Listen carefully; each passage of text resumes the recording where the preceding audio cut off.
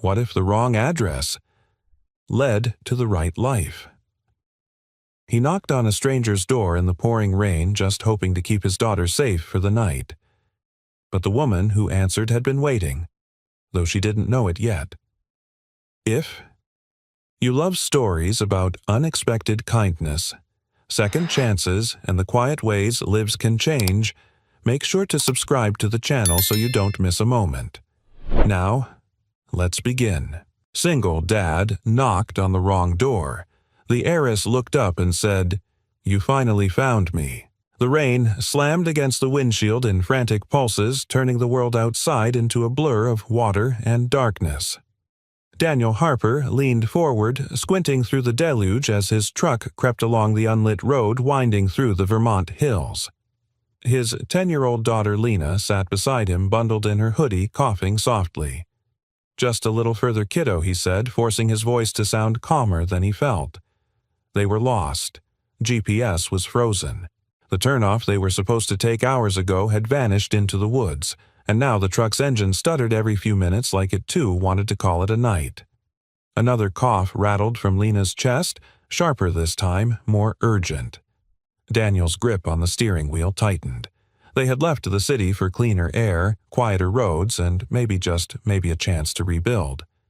After his wife Emily died last winter, everything had collapsed: the bills, the job, the house they could no longer afford.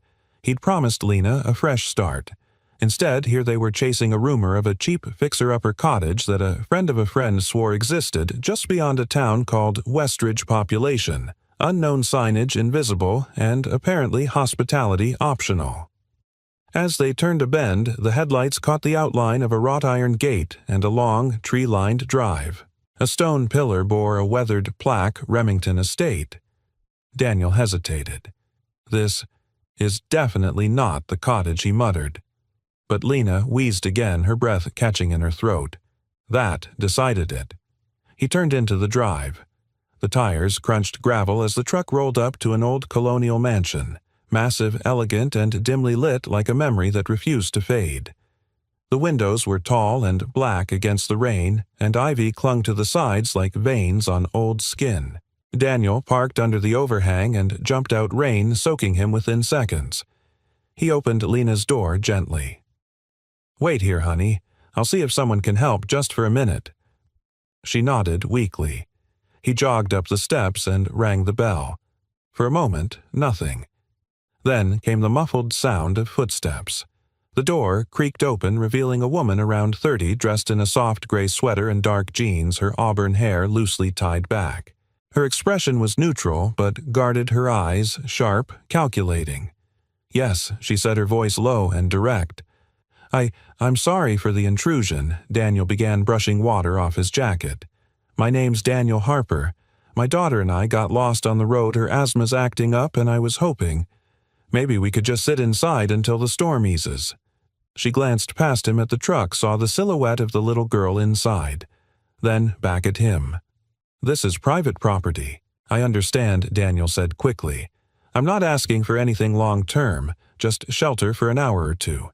The storm came out of nowhere, and she's not doing well." A pause. Her jaw clenched slightly as if measuring risk. "I have an old guest room," she finally said. "It's cold and dusty, but it's dry." Daniel exhaled. "Thank you. Truly." "I'm not doing this for you," she added, already walking down the steps. "I'm doing it for her." He followed her to the truck. When she opened the passenger side and saw Lena's pale face and chapped lips, something flickered across her expression, recognition perhaps. Or memory. "She needs a doctor," she said quietly. "She has one," Daniel replied. "This weather's just making it worse." Together they carried Lena into the house. The guest room hadn't seen use in years.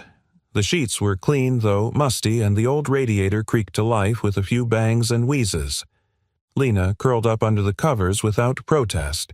Within minutes she was asleep, her breathing slow and strained but stable. Downstairs, Daniel dried off in the kitchen while the woman heated water for tea. The house was a blend of old money and untouched time. grand chandeliers, dust-veiled portraits, and a kind of elegant decay that suggested wealth had once flowed easily here, but now lingered only in bones. "I'm Sophia Remington," she said flatly, pouring hot water into two mismatched mugs. "This was my father's estate. He passed last year." "I'm sorry," Daniel said. She gave a small, dry laugh. "Most people say that when someone they admire dies.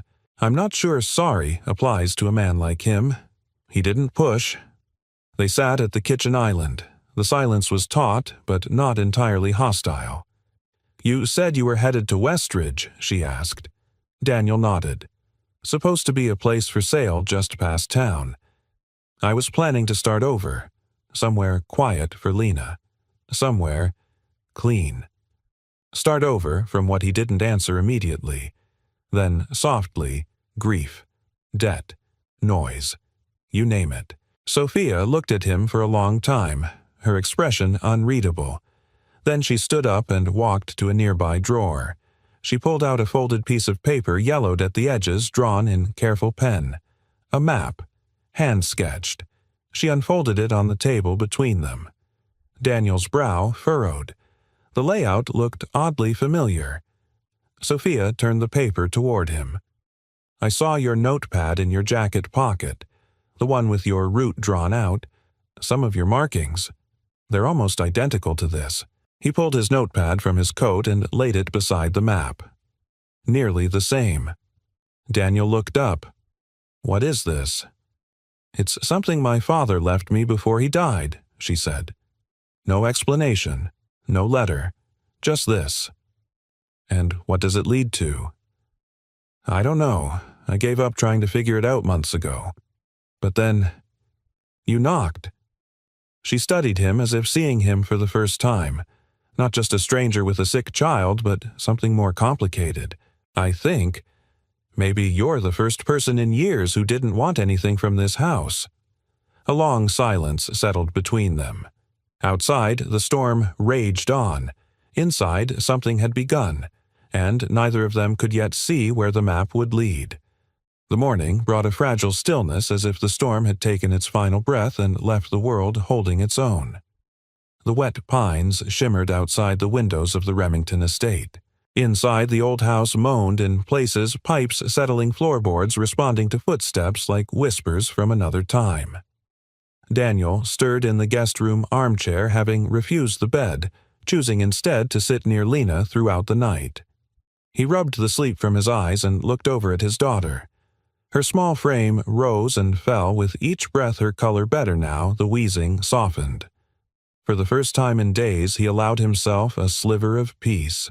Sophia knocked once and pushed the door open slightly. "I made coffee," she said, softer than the night before. Daniel nodded. "She's better." "I noticed." A pause. "She talks in her sleep." He smiled faintly. "She talks, constantly. Sleeping's the only time I get to keep up." That earned the tiniest lift at the corner of Sophia's mouth, almost a smile, but it didn't quite make it to her eyes. They moved downstairs to the kitchen. The smell of dark roast coffee filled the space, mingling with the scent of old wood and something floral lavender, maybe from a forgotten vase in the hallway. Daniel stood at the kitchen counter, sipping from a cracked mug. "You said the map was from your father." Sophia nodded, pulling out the hand-drawn paper again. She unfolded it with care, her fingertips brushing along the edges as if afraid it might disappear. "He handed it to me 2 days before he died. No note, no instructions. Just said, 'You'll know what it means when it matters.'" Daniel studied the map again. It wasn't a precise topographic rendering, more like memory turned into lines and symbols. The drawings were elegant but cryptic. A tree circled in ink, a mark resembling a chapel, a sketch of what looked like a bridge with a broken rail. "My father didn't believe in sentimentality," Sophia said. "He believed in structure, strategy, results. So this—" She shook her head. "It doesn't make sense." Daniel traced one of the symbols with his finger. "But you kept it." She looked away. "I almost threw it out more than once. But something stopped me." There was silence as they both stared at the map. Then Daniel pulled his own notepad from his pocket. He placed it beside hers. Same loops, same roadways. Even one of the circled spots matched a detour he'd jotted down yesterday, a turnoff near a place called Miller's Crossing. "How did you draw?" that Sophia asked, eyes narrowing. "I didn't," Daniel said. "Not from memory. Just followed instructions from a guy I met at the garage in Bartonville. He gave me a paper with alternate directions to Westridge because of a rock slide up north." Sophia blinked. "That man led you here." He shrugged. "I thought he was just being helpful." Sophia leaned in. "Was he an older man? Glasses, gray hair?" "Yeah, actually. Drove a beat-up Buick." Why, she paled slightly. "That's Henry's old car." Daniel stared at her. "No," she said slowly. "That can't be. It was sold after he died. Auctioned off. I saw the paperwork." "Then someone's playing a very elaborate game," Daniel muttered. Sophia folded the map again more carefully this time. She looked up, her voice steadier now. "You and Lena, you can stay here for a few more days. The guest house out back might be better for her breathing. It's got windows on all sides." Daniel studied her face. The guardedness was still there, but it had softened. Just a little. "I appreciate that," he said. "But I don't want to overstep." "You're not," she replied quickly. Then quieter. "You didn't ask for anything. That's rare around here." He nodded, then glanced around the room. "This place. It feels like it's still waiting for something."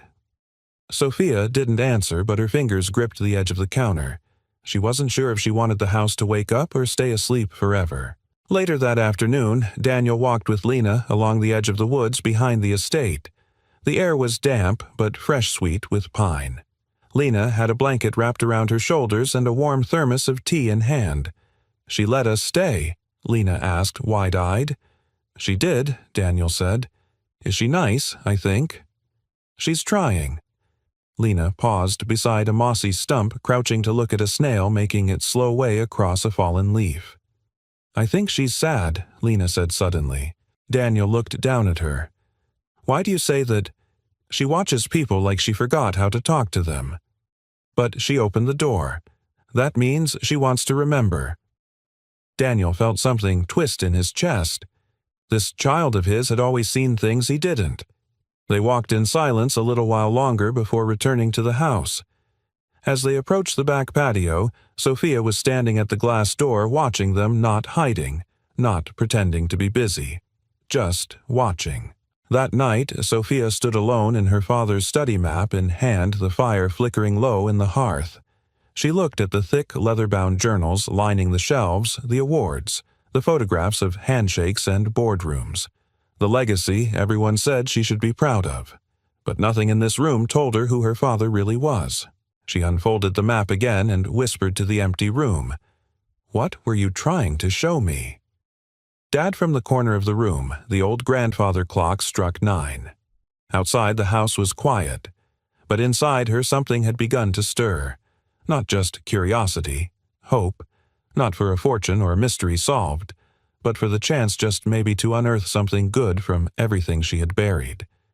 And for the first time in a long while, Sophia didn't feel entirely alone.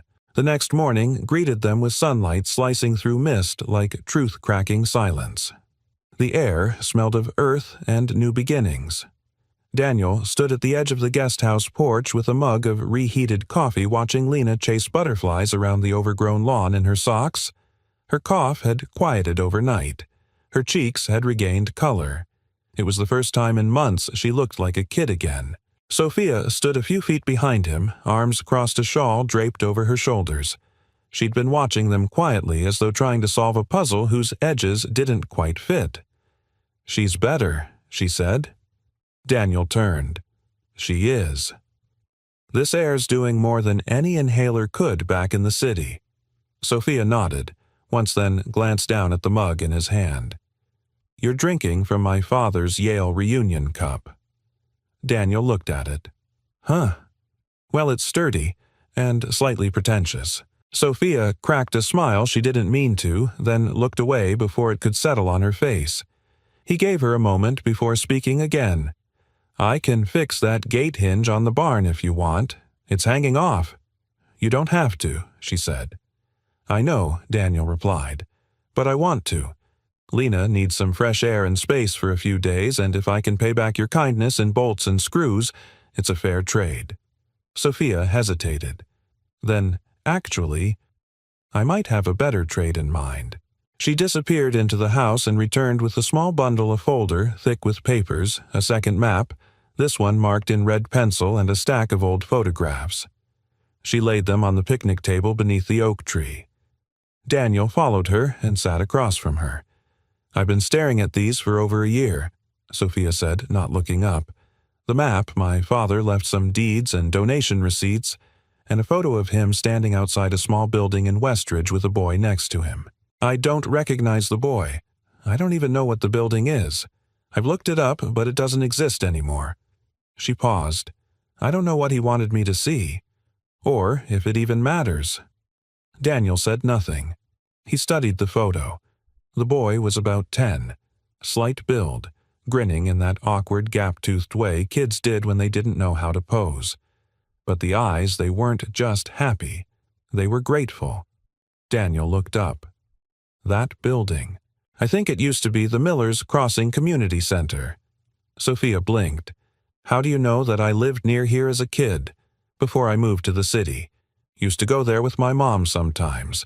They had free tutoring and peanut butter sandwiches on Tuesdays." Sophia absorbed that silently. Then she leaned in her tone, shifting. "Here's my offer. Help me figure out what my father was doing with this map, these places, these people. In return, you and Lena can stay here as long as you need." Daniel stiffened slightly. "That's generous, but I don't want charity." "It's not," she said firmly. "It's a job, a partnership if that's easier to swallow. I need someone who sees things differently than I do. Someone who isn't caught in the same frame I've lived in my whole life. You're outside it. That's what I need." Daniel looked down at the photo again, then at Lena, now lying on her back in the grass, pointing at clouds and naming them like constellations. He looked back at Sophia. "This would just be for a few weeks," he said. "Agreed. And you're not going to put our faces on some foundation brochure, are you?" Sophia rolled her eyes. "God, no. I hate those." He smiled. "Then you've got yourself a deal." They shook hands across the table. It wasn't dramatic. No music swelled in the background. No moment of revelation. But something shifted, like two tectonic plates that had quietly pressed against each other for years finally clicking into place. That afternoon, Daniel started repairing the barn hinge, and Sophia brought out 2 folding chairs and a box labeled Dad's Off-Grid Notes. Lena sat between them with colored pencils, occasionally glancing over and asking questions like, "Did Mr. Remington ever go to space?" And "Why did people write letters when they had email?" Sophia answered the first with a dry, "He never left the atmosphere," and Daniel answered the second with, "Because typed words don't smell like old paper and honesty." Lena scribbled both answers into her drawing of the house, where she'd drawn a version of Sophia with a speech bubble that read, "He never left the atmosphere, but his kindness did." Sophia stared at the drawing for a long time, then turned back to the map. Daniel, watching her out of the corner of his eye, saw the way her fingers slowed on the paper, the way her shoulders dropped ever so slightly. He saw a woman unraveling, not breaking, but unfolding like parchment long stored, finally exposed to light and air again. And he knew what that felt like. That evening, as twilight painted the yard in fading gold, Sophia stood in the study again. She touched the spine of one of her father's ledgers, then pulled it out. Inside were numbers, donations, some anonymous, others under pseudonyms. But all were real, all traceable, and every one of them pointed to the same theme, quietly giving, discreetly restoring, refusing public credit. Sophia whispered to herself, barely audible in the echoing room, "You were never just the man in the headlines. Were you, Dad outside?" Lena's laughter rang through the open window, and for the first time Sophia didn't feel like she was standing guard over a mausoleum. She felt like she was standing on the edge of a map she hadn't known was hers. And maybe, just maybe, she wasn't meant to walk it alone.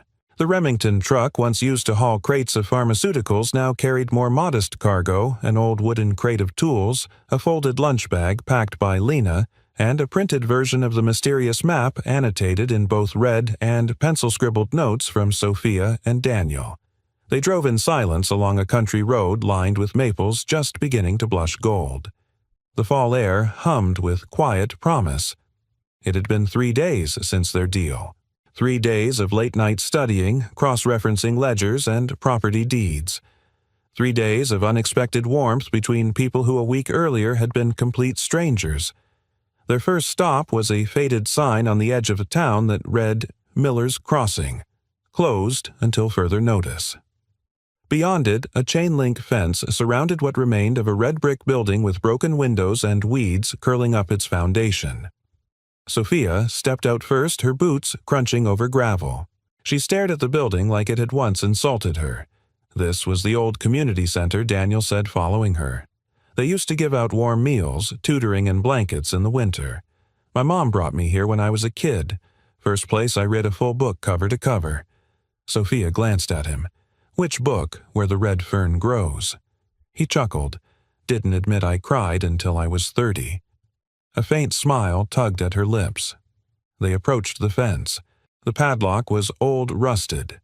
Daniel glanced around. No one's touched this in years. Sophia pulled a letter from her coat pocket, one they had found among her father's old files. It was dated 12 years ago and addressed to a woman named Celia Burns, the then director of the center. Celia, use this money for what matters. Please don't name anything after me. If we fix what's broken quietly, it stays pure. H. Underneath was a check stub, 75 $. He kept it off the book, Sophia murmured, holding the paper delicately. No tax write-off, no headlines. Daniel leaned against the fence. He gave a place like this another 5 years of life. That's not a donation. That's preservation. Sophia nodded slowly. He believed in this. Quietly. Her voice was distant, like she was speaking through time, not just memory. They circled to the back of the building, where the fence had partially collapsed. Inside, dust motes drifted through broken beams of light. Torn posters still hung on the walls, Literacy Night Wednesdays, Family Meal Fridays. A rusted filing cabinet sat against the wall. Daniel pulled at the drawer. It creaked open. Inside was a photo. Sophia took it, her breath catching. It was her father, 10 years younger, smiling gently beside a young boy with a cast on his arm. The boy was reading aloud from a book. "That's not you, is it?" she asked Daniel. No, but it could have been. On the back, scribbled in faint ink, "Don't just fund places, go sit in them." Sophia blinked hard. Their next stop was an old bookstore tucked between a bakery and a barber shop in the heart of Westridge. The bell over the door chimed as they entered, the scent of old pages and vanilla binding glue hitting them like a familiar hug.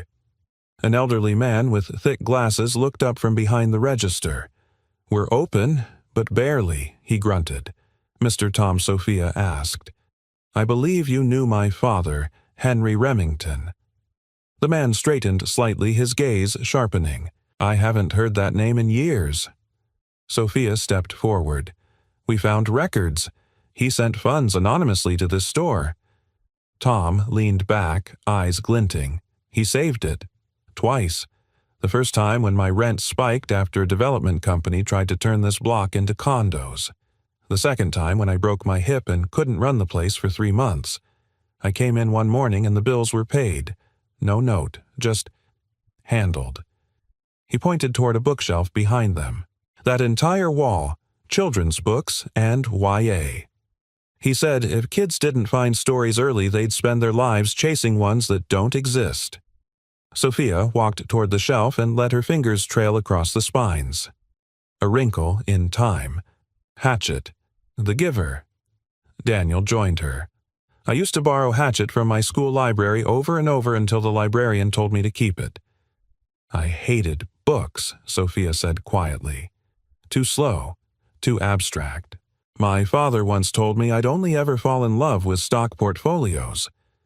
Daniel looked at her, and she turned to face him. He was wrong. Outside the bookstore, they sat on the bench with Lena, who was finishing a cookie Tom insisted she take. Sophia exhaled deeply, the kind of breath you don't realize you've been holding for years. I always thought he wanted me to take over the company. Be ruthless, logical. He never said anything else. Maybe he didn't know how Daniel said. But people love in the ways they were taught. Sometimes the words don't match the actions. Sometimes the map doesn't come with a legend. Sophia looked at him sharply, then softened. You're more poetic than you let on. He shrugged. I've had to say a lot of hard things in simple ways. Lena doesn't do metaphors. I do too, Lena said from the bench. Like that time I told you the hospital smelled like old pennies and broken promises. Daniel winced. Okay, fine. She does metaphors. Occasionally, terrifyingly well. Sophia laughed, and for the first time it wasn't cautious or polite, it was clear and full, like it came from somewhere unguarded. That evening, as they drove back to the Remington estate, the sky stretched wide and pink across the hills. The truck was quiet, but not heavy. Comfortable. Sophia looked out the window, her voice soft. He wasn't building an empire. Daniel glanced at her. He was building bridges, she said. Daniel nodded once. And maybe he left one for you. She met his eyes, and for the first time, Daniel saw not the heiress, not the woman guarding something fragile, but the daughter of a man who had finally begun to speak. Not through words, but through the kindness he left behind. The attic smelled of dust pine insulation and secrets. It was the kind of stillness that made you whisper even when no one was around. Sophia stood at the top of the ladder, flashlight in hand, eyes adjusting to the dim. Cobwebs traced corners like forgotten lace. She hadn't been up here since the funeral. Maybe longer? Below her, Daniel held the ladder steady while Lena wandered through the hallway below, humming off-key and pretending not to listen. You sure you want to do this now? Daniel called up. Sophia took a breath, then exhaled. No. Still, she stepped forward. The box had been marked Personal, SR, in her father's handwriting. She found it tucked behind a stack of crumbling ledgers and yellowing investment reports. She knelt beside it. Her fingers hovered over the lid, then slowly peeled it back. Inside, bundled in a faded red ribbon, were letters. Dozens, maybe more, some addressed to strangers. Others to names she vaguely recognized: her childhood piano teacher, a former driver, an anonymous donation recipient. But one envelope was different. Worn edges, no stamp, just her name printed in block letters. Sophia. She stared at it like it might vanish. Daniel had climbed halfway up the ladder now. You okay? Sophia swallowed. I found one. He didn't ask what it said. He didn't need to. She sat on the floor and opened it slowly, as if afraid the truth might hurt more than silence. Sophia, you always saw me as someone with power, a man who made rules, expected results, and rarely explained why. And you're right, I did those things. I made myself into someone sharp because the world is dull without resistance. But that isn't all I was, and it's not all I wanted you to be. I gave you the company because I didn't know how else to give you trust. I criticized your choices because I feared the world would do worse, but I never wanted you to lose your kindness in the process. If you're reading this, I hope you found someone who brings out the part of you that doesn't measure everything in returns.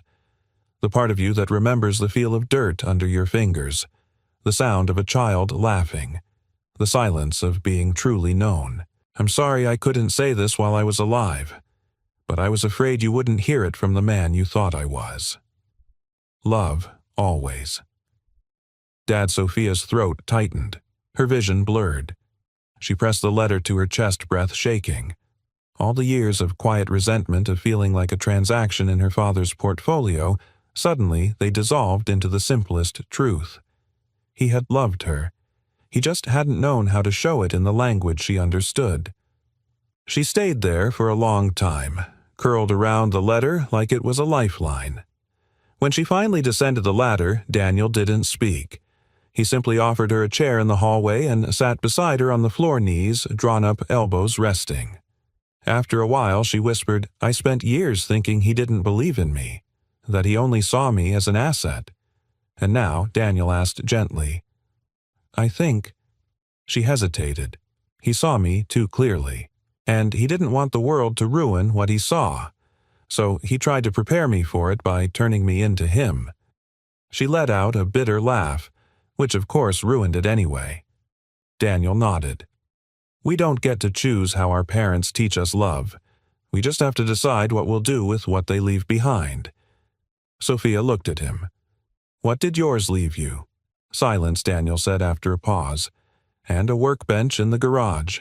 It took me 20 years to realize they were the same thing." Sophia smiled sadly. From the living room, Lena called out, "Are you guys going to cry all night, or can we bake cookies?" Daniel chuckled. "Apparently, we've got a deadline." Later that evening, as the scent of chocolate chip cookies filled the air, Sophia sat at the kitchen island rereading the letter under the soft glow of the pendant light. She had read it 3 times already, but the words still found new places in her to settle. Lena perched on the counter beside the mixing bowl, swiping at the batter with her finger. "You know, she said my mom used to write me notes when I was sad. Stick them in my backpack." Sophia looked up. "Did they help?" "Sometimes," Lena said, licking her finger, "but mostly because I knew someone remembered I existed." Sophia's breath caught. Daniel looked up from the oven. "She still has them all, in a shoebox labeled Proof." Lena grinned. "Because sometimes you forget you matter, so you need proof." Sophia stared at her, blinking back tears again. Then quietly she reached for the stack of her father's letters. One by one she began sorting them by name. "What are you doing?" Daniel asked. "Giving other people their proof." The next morning, Sophia stood by the mailbox at the edge of the long driveway, a manila envelope in hand. Inside were 5 of the letters sealed, addressed, ready to be returned to the people her father had never reached. Daniel approached, holding a thermos. "You sure about this?" "No," she said, smiling. "But it feels right." They stood together, watching the mail truck crest the hill. Sophia held out the envelope. Daniel didn't take it. Instead, he looked at her and said, "You don't need to carry all this alone." And she believed him. For the first time, she believed someone meant it not as a pitch or a promise, but as a truth, whole and simple. Sophia placed the envelope gently in the mailbox and closed the lid. A wind swept through the trees. The leaves fluttered down like quiet applause, and somewhere inside her a door, long shut, had finally opened. The phone rang just after dawn. Sophia blinked awake in the quiet stillness of the guest house. Light was filtering in through the lace curtains Lena had insisted they hang the night before, claiming this place needed a little softness. The old wooden floor beneath Sophia's bare feet was cool grounding. She reached for her phone on the nightstand. Incoming call, Wesley Heiress, board chairman. Her stomach clenched. She let it ring twice more before answering. "Wesley. Sophia." His voice was brisk, clipped. "We need you back." She sat up straighter. "I told you I was taking time to time's up. The acquisition with Elcor is stalling. Legal's a mess. Investors are panicking. You're still CEO on record. They want your voice in the next call." Sophia closed her eyes. "When today, noon, your home office will be reactivated. We've already sent a courier." He didn't wait for a response before ending the call. Sophia sat there, phone in hand, the hum of the dial tone replaced by the sudden roar of memories, the echo of boardrooms' fluorescent lights, the bone-deep fatigue of always having to be the most prepared person in the room. She hadn't missed any of it, but now it was clawing its way back in. By the time Daniel arrived with Lena holding a brown bag of cinnamon muffins from the bakery in town, Sophia was already pacing the main living room, hair tied tight, a thick binder open on the table. Lena ran to the kitchen with glee, but Daniel lingered in the doorway, watching Sophia as she scribbled notes in the margin of a shareholder summary. "I know that look," he said quietly. Sophia glanced up. What look? The one people get right before they walk back into a burning building. She didn't reply. He stepped closer. They called yes. And I'm expected to clean up a deal they fumbled, stabilize investor trust, reassure the market. Of course you are. Sophia paused. I'm good at it, Daniel. I don't doubt that. But I hate it. She added the words, surprising even herself. Daniel waited. Sophia ran a hand through her hair. For so long I believed that being in control was the only way to stay safe. That if I could anticipate every variable, I'd never feel powerless. Her voice broke slightly. Daniel moved to the arm of the couch, sat down. What changed, Sophia looked toward the kitchen where Lena was quietly singing a made-up song about muffins and honey. Then she looked back at Daniel. You two did. He said nothing, giving her the space. Sophia sat across from him, her voice low. This house, these letters, my father's ghost in every drawer, I thought if I solved the mystery, I'd get closure. But what I found instead was a version of myself I'd forgotten how to be. Daniel met her eyes. Then, don't walk away from her. Sophia gave a shaky laugh. You make it sound so easy. It's not. I know that. Choosing a different life is terrifying, especially when the world keeps handing you a crown and saying, put it back on. He paused. But maybe you don't need to burn your old life down. Maybe you just stop letting it own all of you.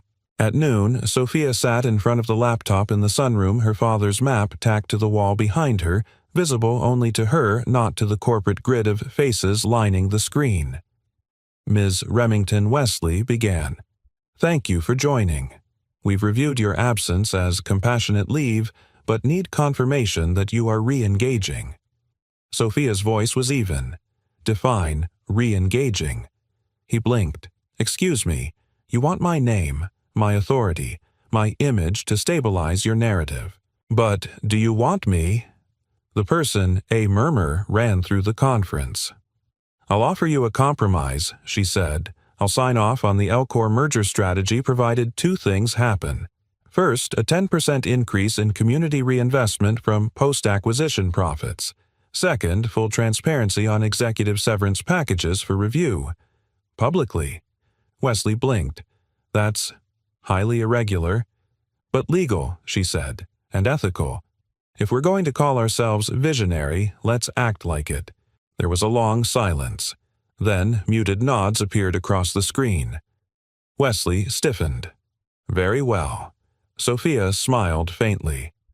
Then that will be my final contribution. A beat. You're resigning. I'm rebalancing. She ended the call. The air outside was crisp and gold with late afternoon light. Sophia stood on the porch, the phone still in her hand, her fingers shaking just slightly. Daniel appeared beside her. How'd it go? I may have just bought back a piece of my soul. He grinned. Did they cry? No. But they blinked more than usual. They stood in silence a moment before Sophia asked, You ever feel like you've been living someone else's life, and just now remembered who you are? All the time, Daniel said. Usually, right before I burn a frozen pizza, and Lena reminds me I used to be able to fix an engine blindfolded. Sophia laughed this time, fully freely, and it felt good. Not perfect, not solved, but honest. That night, they built a small fire in the backyard. Lena roasted marshmallows and told ghost stories involving antique teapots and haunted tax forms. Daniel watched Sophia move through the night like someone relearning her body, her place in space, her presence in a world that no longer needed to be cornered by glass walls and conference tables. As the fire burned low, Sophia whispered, I didn't fix the company. Daniel leaned toward her. You fixed something better. She looked up, what he tapped her chest, the person who thought she had to carry it all alone. Her eyes glistened. No boardroom, no spotlight, just stars, smoke, and a man who saw her not as a CEO or a Remington or a mystery to be solved, but as someone worth staying for. And in the quiet crackle of the fire, Sophia finally allowed herself to believe she was. Daniel lay awake that night on the old couch in the guest house, staring at the cracked ceiling as the fan above him spun in slow, uneven circles. Lena was fast asleep in the bedroom, her soft breathing rising and falling like waves. But Daniel's mind was anything but still. He'd heard every word Sophia said on the porch earlier, every tremble in her voice as she stood between the life she knew and the one she was just beginning to claim. And something inside him had twisted not from fear or resentment, but from the haunting recognition of a truth he'd buried. They weren't supposed to stay. He and Lena had come to Westridge for rest, for healing, not for roots, not for a future, and certainly not to entangle their modest, unpredictable world with the daughter of Henry Remington and her 1,000-acre legacy. But there was something else, something he hadn't expected.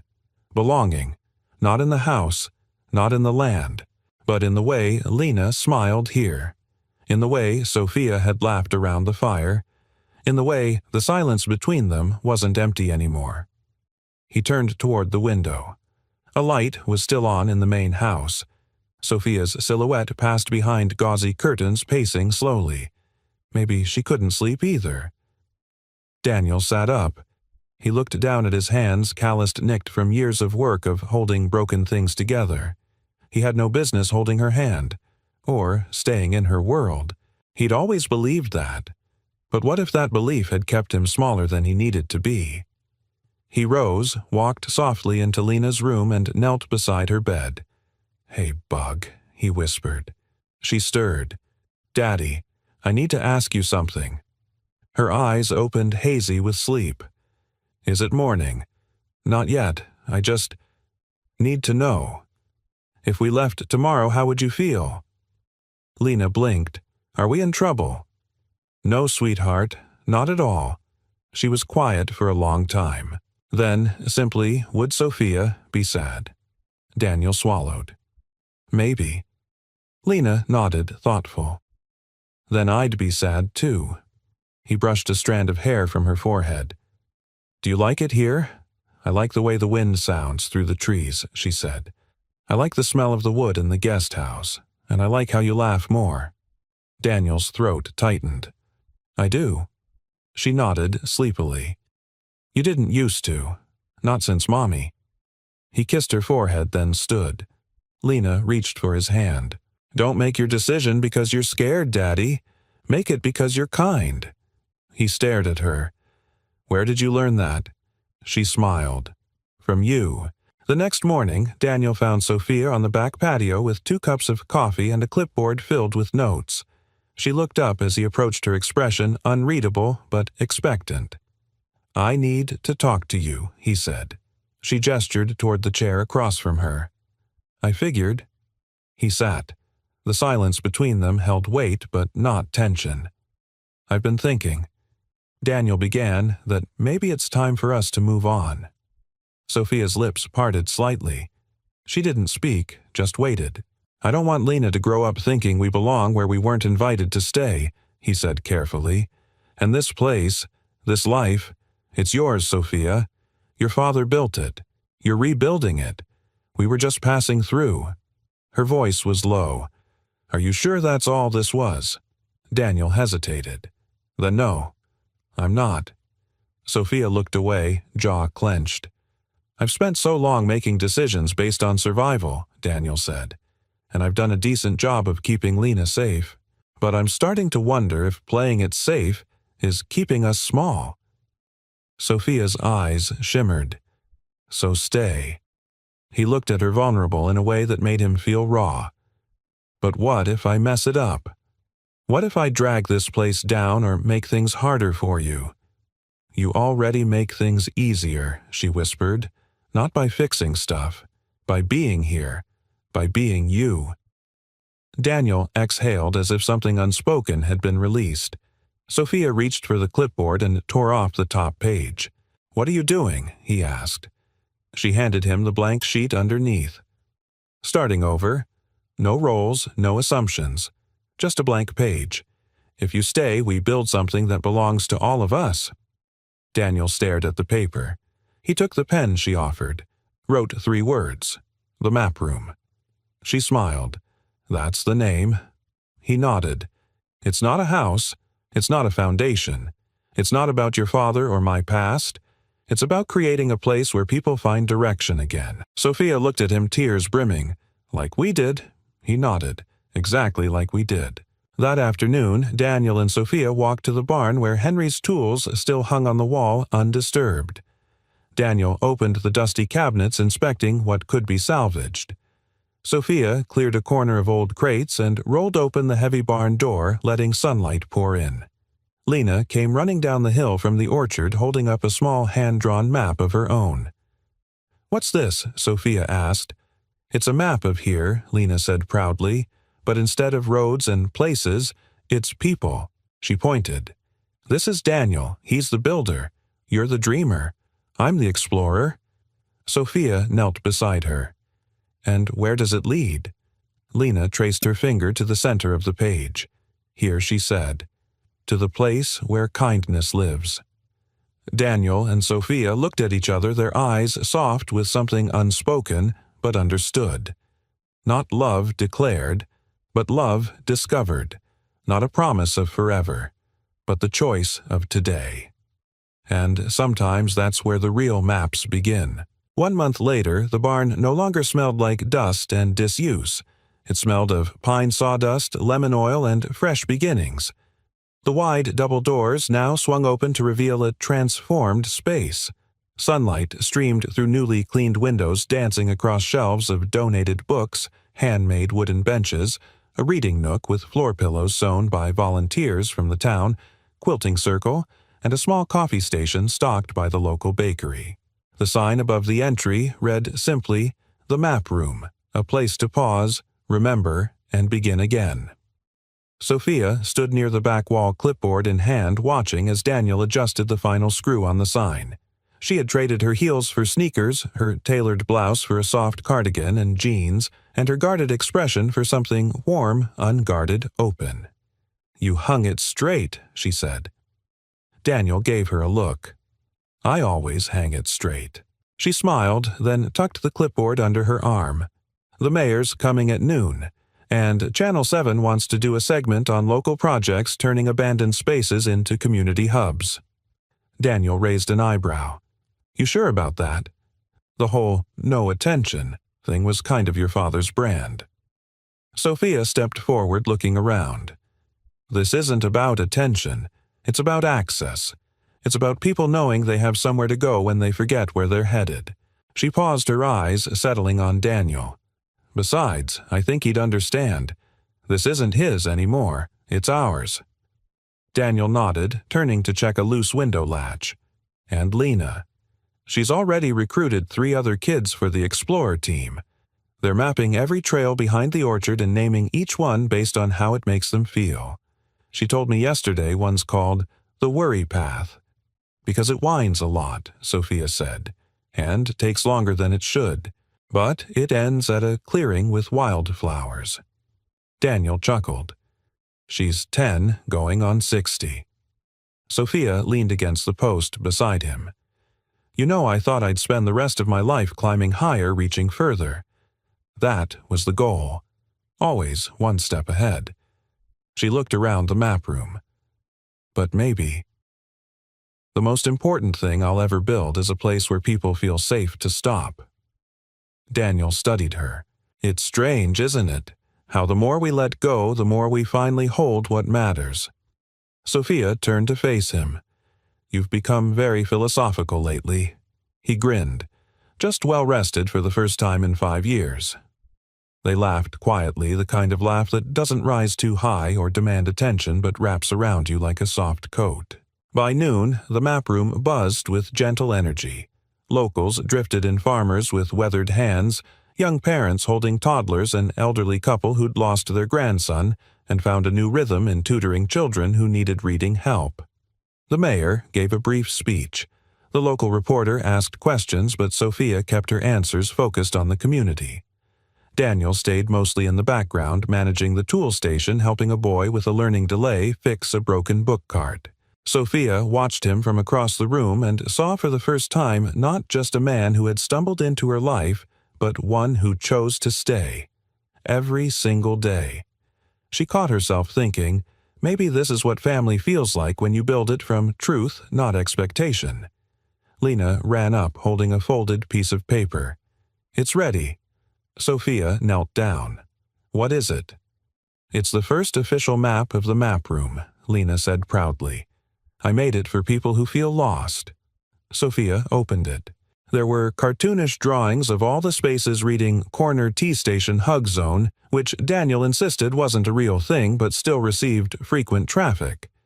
In the center was a circle colored in soft gold crayon. Sophia pointed to it. What's this? Lena smiled. That's where people go when they don't know what to say. It's called the Quiet Heart. Sophia blinked. That's beautiful.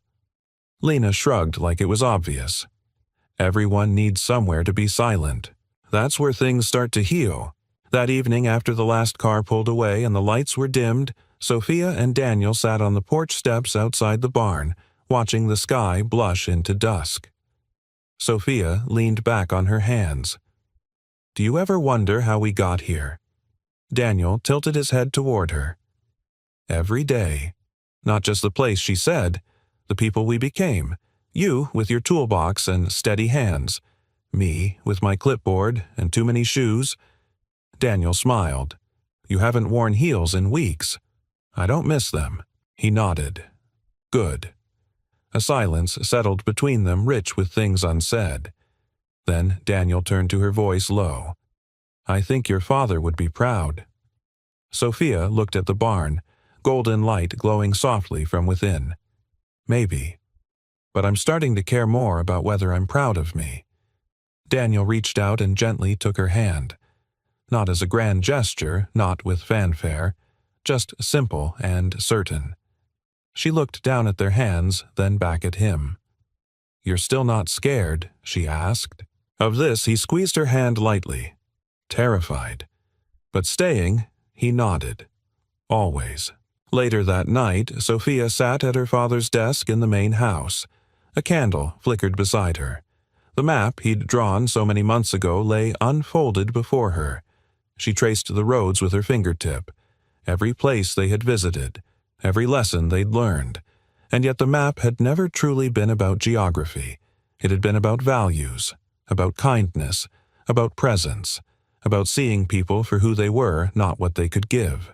She picked up a pen and added one more circle right over the land where the barn stood now.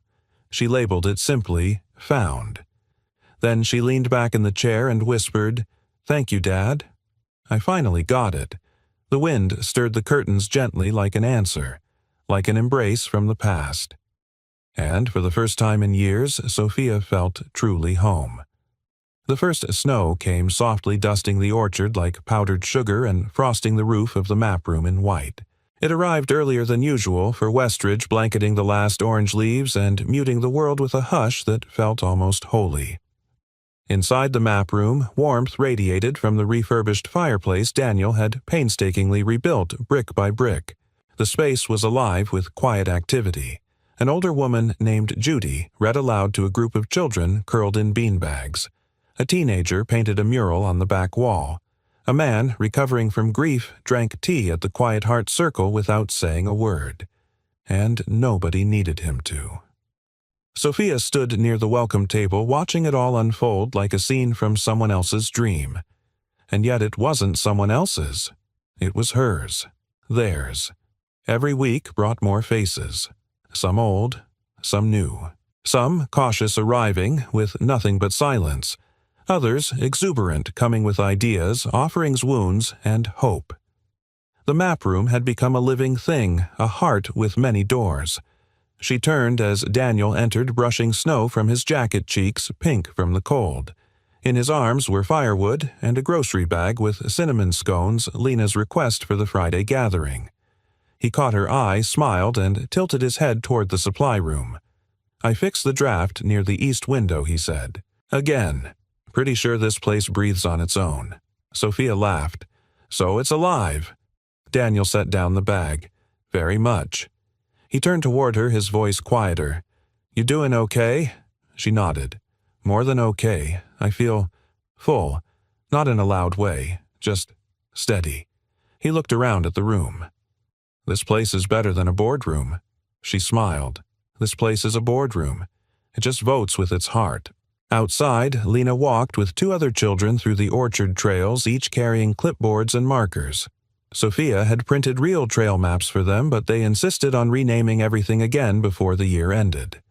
They returned later, cheeks flushed, feet muddy. "This one's called Almost Brave Trail," Lena announced. "Because it's short, but there's a huge branch you have to duck under like an adventure." Sophia raised an eyebrow. "You've renamed the same path 3 times this month." "Paths change depending on how you feel," Lena said matter-of-factly. "Didn't you teach me that Sophia opened her mouth, then shut it, then nodded?" "Can't argue with that." Daniel ruffled Lena's hair as she passed. "Hey, explorer?" Lena beamed. "You should come next time. We're looking for kindness rocks. Kindness what they're rocks people paint with nice words and hide in the woods. When someone finds one, they can keep it or re-hide it." Daniel smirked. "Sounds like emotional treasure hunting." "Exactly," she said, running off. Sophia watched her daughter twirl once beneath a pine tree before disappearing into the map room again. She turned to Daniel. "She's happier here than I've ever seen her. She's not the only one." Later that evening, the 3 of them sat on the front porch of the guest house, now adorned with soft white lights and a small wreath Lena had made from twigs and buttons. Hot cider steamed in their mugs. The stars shimmered in a sky so clear it looked like it might break. Sophia rested her head on Daniel's shoulder. "Do you ever think we stumbled into something meant for us?" she asked. Daniel thought for a moment. "No, I think we chose it. Every day, even when it was hard, especially when it was hard." She looked up at him. "I almost ran. So many times." "I know. Why didn't you?" Daniel turned to face her. "Because I've spent most of my life holding back for fear of not being enough. And then I came here and you let me be useful. Not flashy, not extraordinary, just needed. That's rare. I wasn't going to walk away from that." Sophia blinked back tears. "Also," he added with a small grin, "Lena said she'd ground me if I left." They both laughed. Then Sophia whispered I was so scared to let people in. I didn't realize the walls I built to keep others out were also keeping me in. Daniel kissed her temple gently. "You're not inside those walls anymore." The next day, Judy, the older woman who read to the children, approached Sophia at the fireplace. She held a small wrapped box. "This came for you," she said. "No return address." Sophia opened it to find an old compass. Brass, heavy, worn from use. Taped beneath it a small note for when you forget the way forward. Trust the things that don't move. Love, time, and the places that stay kind. No signature. But Sophia didn't need one. She turned the compass over in her hand, the needle steadying as if it had found true north not on the map but inside her. She pressed it to her chest, breath catching. Then she looked up, eyes shining, and whispered, "Full circle." Daniel stepped beside her, his voice soft. "What did it say?" She held up the compass, eyes locked on his. It said, "We're not lost." That evening, as snowfall returned, and children painted kindness rocks by the fireplace, and neighbors swapped recipes for stew and apple pie, and laughter echoed off wooden beams once filled with silence, Sophia stood in the center of it all, and realized her father's map hadn't led her to a place. It had led her home. Not a house, not an inheritance, not even a legacy, but a life she had built choice by choice, heart by heart. And now she wasn't walking it alone. Not anymore. It was a Sunday morning when Daniel discovered the last clue, not by design, but by something far older and more sacred than planning quiet curiosity. He'd been sorting through a dusty cabinet in the back of Henry Remington's study, intent on repurposing the space for the map room's first writing workshop. Sophia was meeting with a librarian from town about a mobile book cart, and Lena was outside mapping the Courage Trail, which looped through the East Orchard, and according to her only showed up when someone felt ready to walk it. Daniel opened the cabinet doors expecting more ledgers or forgotten pens. Instead, he found a thin wooden frame wrapped in brown parchment and twine. Tucked beneath it was a sealed envelope marked with a single word, "End." He turned it over in his hands, pulse rising with something close to reverence. For a long moment he stood frozen, unsure whether he was interrupting something sacred. Then he unwrapped it. Inside the frame was a piece of thick, hand-textured paper. Ink lines drawn with care shaped a simplified map of the Remington property, this time focused on the land itself, not the outer world. The orchard, the old barn, now the map room, the walking trails. And at the center of it, all circled in gold ink, was the main house. But not labeled house. It was labeled Return. Daniel unfolded the note. If you've made it here, then you've walked far enough to ask the right question. What was I building this whole time? I used maps to hide what I couldn't say about regret, about longing, about the daughter I didn't know how to hold without pressing too hard. I taught the world how to follow my mind, but I failed to teach my child how to follow my heart. So I left this one final marker, not to guide you forward, but to bring you back, to remind you that sometimes the most courageous path is the one home. Love always, Dad. Daniel sat back slowly, the page resting in his lap like a confession or a prayer. His throat tightened. He knew he couldn't be the one to carry this last message. It had to come from him, but it had to be read by her. That evening after dinner, Daniel took Sophia's hand and led her into the study. Lena followed behind, unusually quiet, sensing something sacred in the moment. Daniel handed Sophia the frame and the note without saying a word. Sophia stared at it, lips parted. As her eyes moved across her father's words, her shoulders began to tremble, not with sorrow, but with the kind of recognition that only comes when you realize someone loved you more than you ever knew, and in a way you didn't know how to ask for. She sank into the chair beside the fireplace, still holding the frame, her eyes brimming. Lena climbed into her lap and wrapped her arms around her. He really did love you, didn't he? Sophia nodded, her voice barely above a whisper. He did, in his own way, and all this time I thought I needed him to say it. Daniel knelt beside them. Turns out he showed it. Sophia looked at the map one last time, then reached for a pen and wrote a single word beneath Return. Stay. The next morning, Sophia walked alone to the barn. Snow clung to the trees like lace, and the map room, silent for once, stood like a chapel. She stepped inside and stood in the center of the space her father once ignored, now transformed into something he would have admired without needing to understand. She walked to the Quiet Heart Circle and knelt, pressing her hand against the wood. I forgive you, she whispered. And she meant it. Not because it erased the years she'd spent aching for a father who didn't know how to see her, but because she now saw him, fully, clearly, tenderly, and she saw herself too, not as a legacy to uphold or a role to fulfill, but as a woman who had finally come home to her own heart. That weekend, Daniel and Sophia hosted the first founders' gathering in the map room. Neighbors brought pie and folding chairs. Teenagers read poems. One of the older volunteers told a story about how her late husband had once fixed a radio at this very barn 50 years ago, and now somehow she felt like she was hearing him again through the laughter echoing off the walls. Midway through the event, Lena stood up and cleared her throat. I made a new map, she announced. She handed copies to everyone.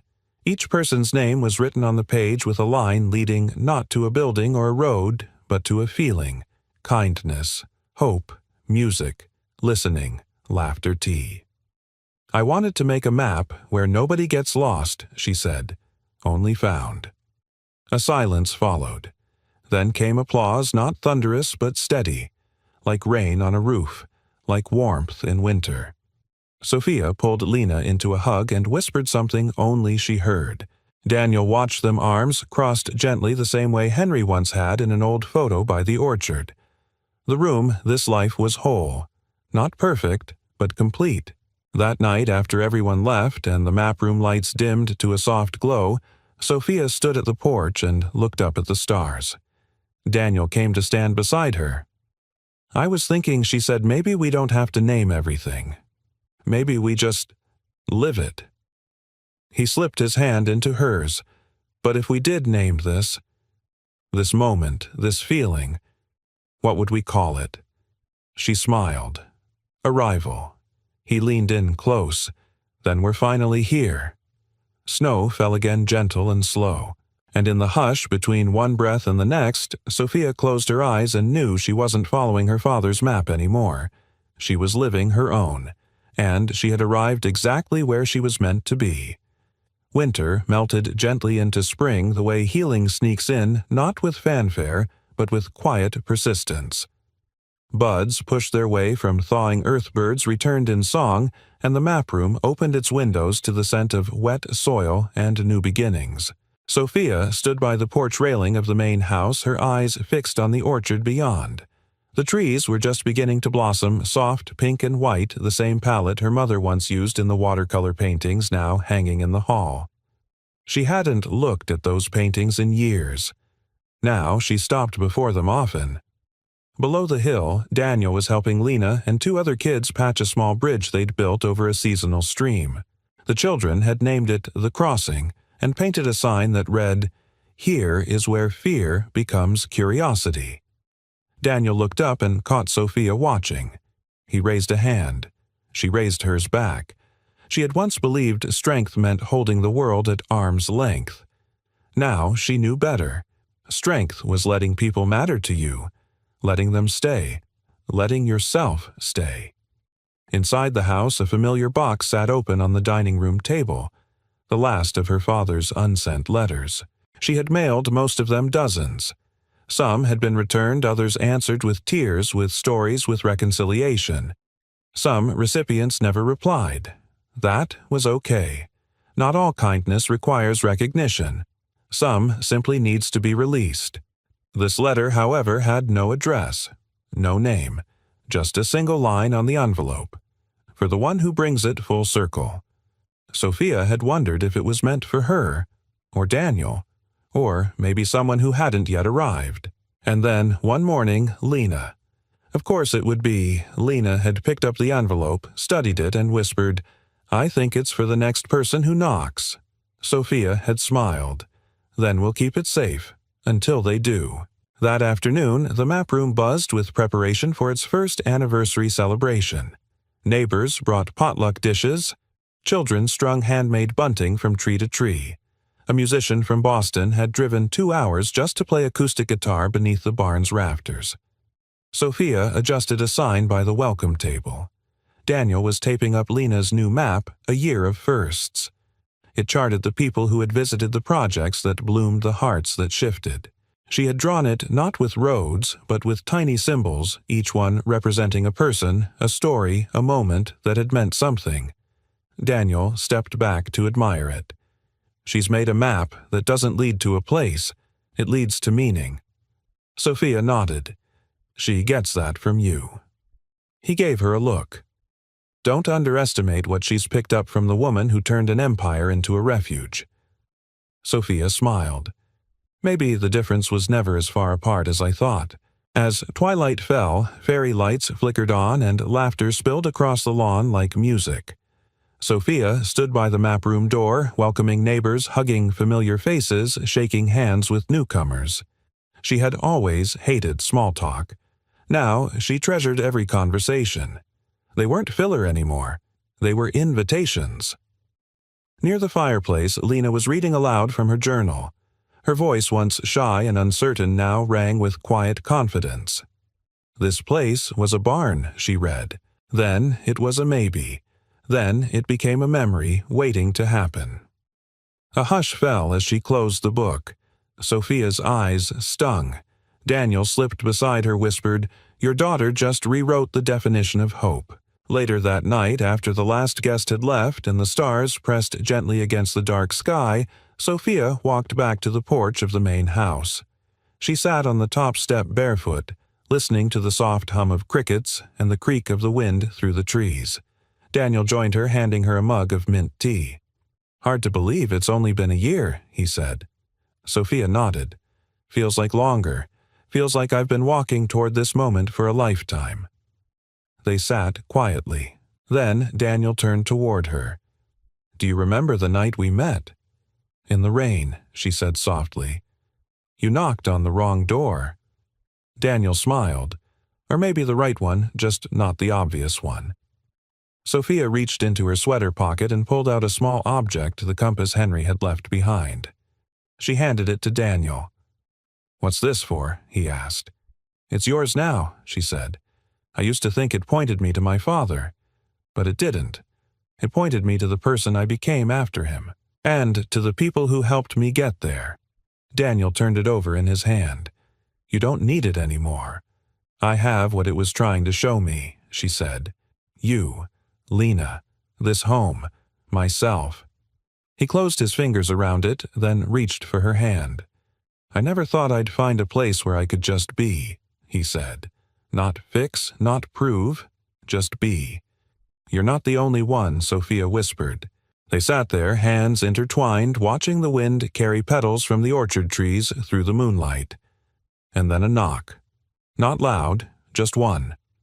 They both looked toward the path. At the map room door, a figure stood. Nervous, hesitant, holding a backpack. Sophia stood slowly. Daniel looked at her. "Ready." She smiled, heartful, steady. "Always." Together they walked down the path. Sophia opened the door. The figure looked up and said, "Hi, I don't really know where I'm going." Sophia stepped aside and answered gently, "Then you've come to the right place." And somewhere inside the house a letter waited, sealed, unaddressed, ready for the next heart that needed a map, not to find a destination, but to remember they were never truly lost. They just hadn't knocked on the right door yet. We'd love to know, where in the world are you watching from? Let us know in the comments below, and if this story touched your heart, don't forget to hit that subscribe button for more heartfelt tales just like this. Thank you so much for spending your time with us today. Until next time, stay kind, stay hopeful, and keep believing in the beauty of unexpected moments.